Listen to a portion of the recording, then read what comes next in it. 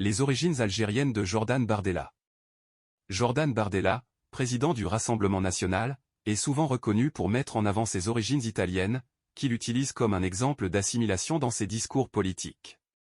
Cependant, il existe une partie de son héritage familial qu'il ne mentionne jamais, ses liens avec le Maghreb.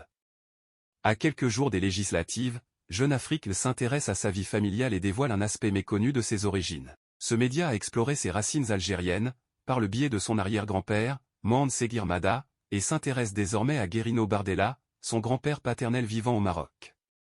Une enquête publiée le 28 juin 2024 dévoile des aspects inédits et captivants de l'histoire des Bardella.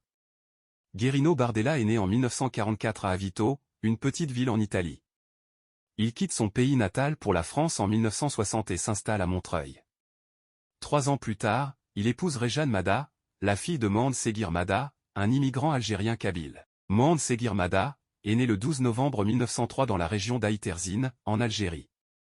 Il a ensuite quitté son pays, sous occupation française, pour venir travailler dans le milieu du bâtiment, à Villeurbanne. Le couple donne naissance à Olivier Bardella, le père de Jordan, en 1968, mais leur mariage ne dure pas et ils finissent par divorcer. Après cette séparation, Guerino Bardella fait un choix surprenant en s'installant au Maroc.